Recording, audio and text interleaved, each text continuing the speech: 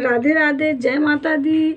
स्वागत है आप सभी का हमारे चैनल पर। तो फ्रेंड, मैं आप सभी के बीच एक बहुत प्यारा समधिगारी गीत लेकर आई हूँ। गीत बहुत पुराना और बहुत ज़बरदस्त है। सुनना जैसा भी लगे कमेंट में ज़रूर बताना।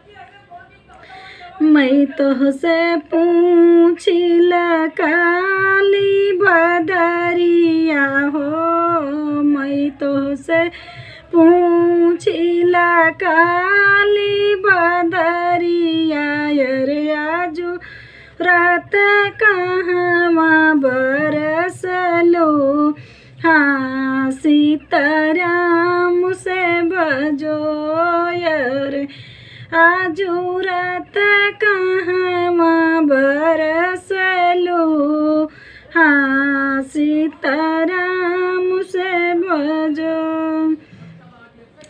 आज रात बरसे समधिराम के अंगना हो, आज रात बरसे समधिराम के अंगना, अरे अंगना में पड़ी गई काई, हाँ सीताराम से भज, हाँ जी अंगना में पड़ी गई काई, हाँ सीताराम से भजो।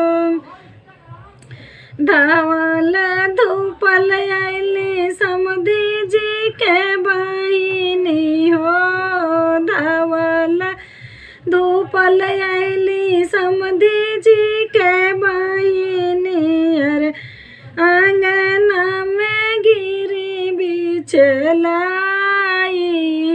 हाँ सीताराम से भजो, अरे अंगना बिच गिरी बिछलाई, हाँ सीताराम से भजो।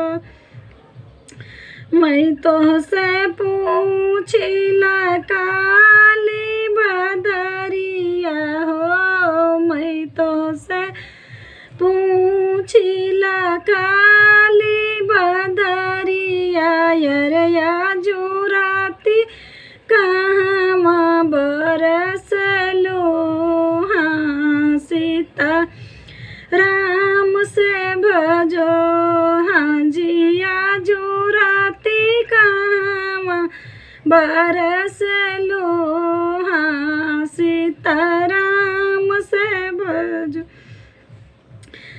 बहरा से आइले समधिया कवन राम, बहरा से आम समधिया कवन राम, रे बहिनी कालियाले उठाई, हाँ सीताराम से भजो, अरे गोदिया में लिहले उठाई, हाँ सीताराम से भजो।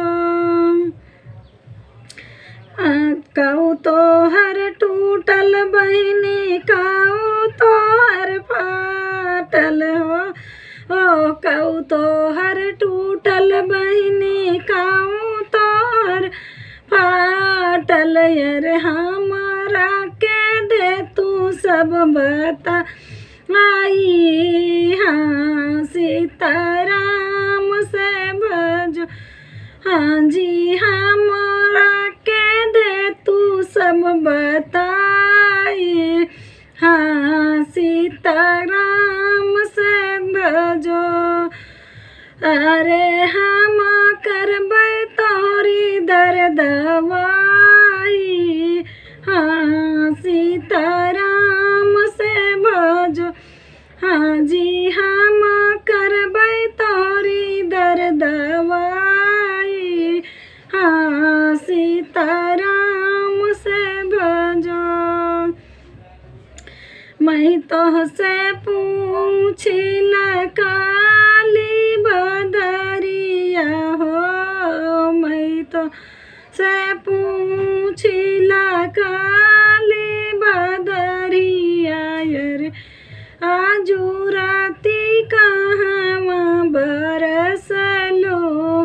हाँ सीताराम से भजो रे आजू राती कहाँ बरस लो हाँ सीता